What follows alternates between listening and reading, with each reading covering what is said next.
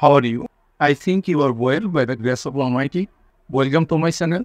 আজকের লেসনটা তোমাদের অষ্টম শ্রেণীর নতুন ইংরেজি বইয়ের এক্সপিরিয়েন্স 8.4.2। যদি তুমি আগের লেসনগুলো না দেখে থাকো তাহলে উপরে আই বাটনে ক্লিক করে প্লেলিস্টে গিয়ে দেখে আসতে পারো। কি বলা হলো? Now you can list some metaphor that you have encountered in your surrounding. One is done for you. বাংলায় বলা হলো, এখন তুমি এমন কিছু মেটাফোরের তালিকা করো যেগুলো তুমি তোমার চারপাশে দেখতে পেয়েছ। একটি করে দেওয়া হবে। এখানে একটা টেবিল দেওয়া হয়েছে, 5টা কলাম। প্রথম কলামের হেডটাকে কি দেওয়া আছে? মেটাফোর অর্থাৎ রূপক। দ্বিতীয় কলামের হেড কি দেওয়া আছে? এলিমেন্ট, উপাদান, পার্সন, ব্যক্তি, বস্তু, কম্পেয়ার টু, যা তুলনা করা হয়েছে। তৃতীয় কলামে দেওয়া আছে এলিমেন্ট, পার্সন, উপাদান, ব্যক্তি, বস্তু, বিল কম্পেয়ার টু, যার সাথে তুলনা করা হয়েছে। এরপর আছে মেটাফোর, মিনিং অফ মেটাফোর। মেটাফোরের অর্থটা কি? লাস্ট কলামে দেওয়া হয়েছে in which situation or condition this metaphor is used based on your personal feelings. কোন অবস্থায় বা পরিস্থিতিতে এই রূপক ব্যবহার করা হয়েছে তোমার ব্যক্তিগত অভিজ্ঞতার উপর ভিত্তি করে বল। একটা করে দেওয়া হয়েছে। দেখি প্রথম কলামে কি আছে?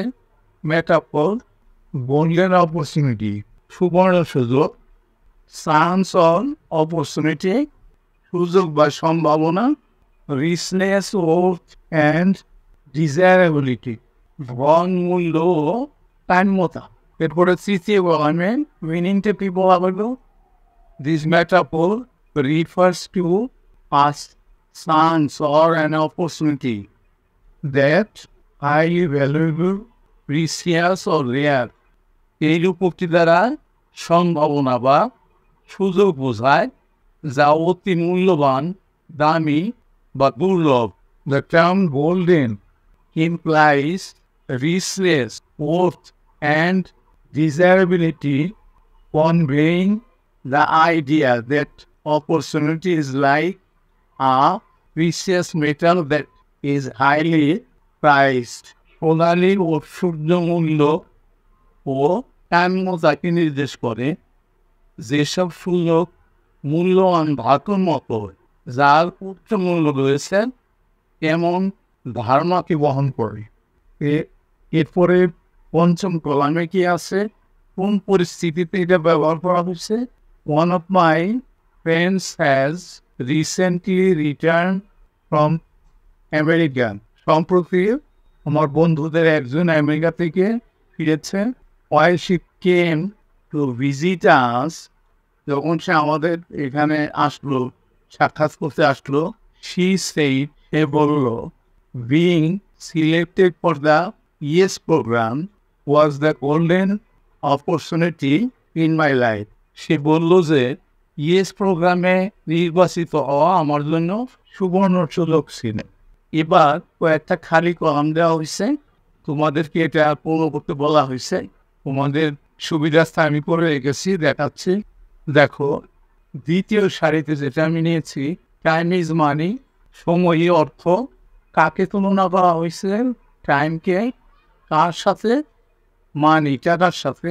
মেটাফোরের অর্থটা কি? This metaphor suggest that time like money is a valuable and limited resource that should be used wisely and efficiently.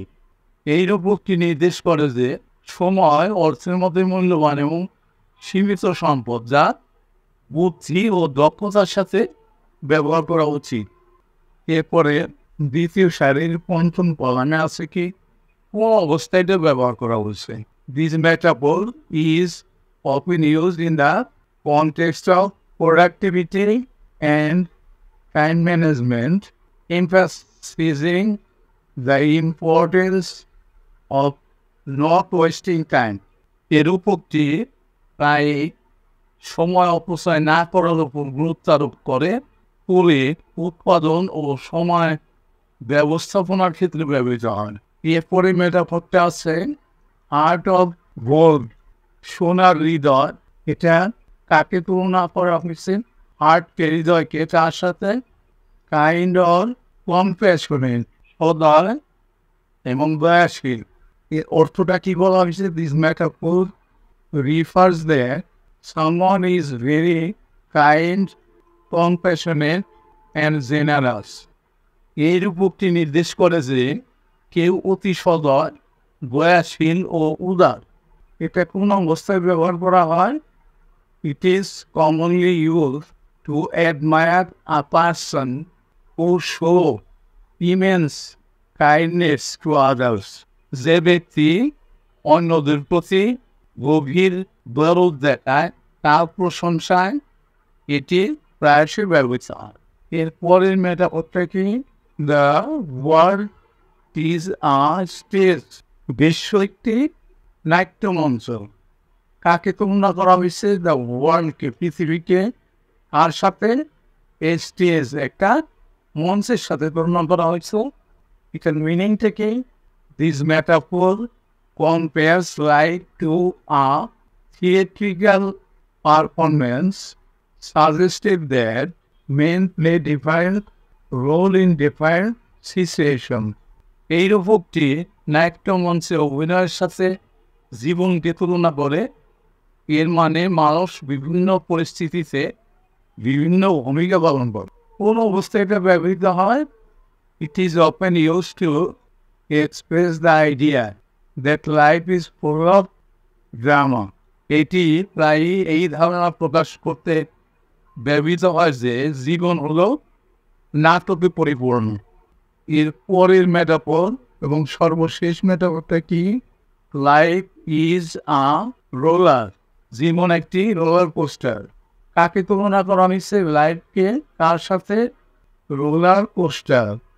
Roller কোস্টারের সাথে তুলনা করা হয়েছে। এটার মিনিংটা কি, অর্থটা কি? This metaphor implies the ups and downs, twist and turns and unpredictability of life. এই রূপকটির উত্থান পতন, পাপ ও বাপ এবং জীবনের অনিশ্চয়তার ইঙ্গিত করে। কোন অবস্থায় ব্যবহৃত হয়?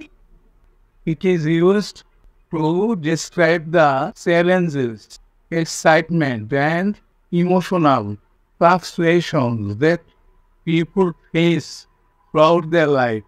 মানুষ জীবনে যে চ্যালেঞ্জ, উত্তেজনা ও আবেগের উত্থান পতন মোকাবেলা করে তা বর্ণনা করতে এটা ব্যবহৃত হয়। এর সাথে কিন্তু আমাদের আজকের লেসনটা শেষ হয়ে গেল। অবশ্যই তোমরা পরবর্তী লেসন দেখবা। See you next.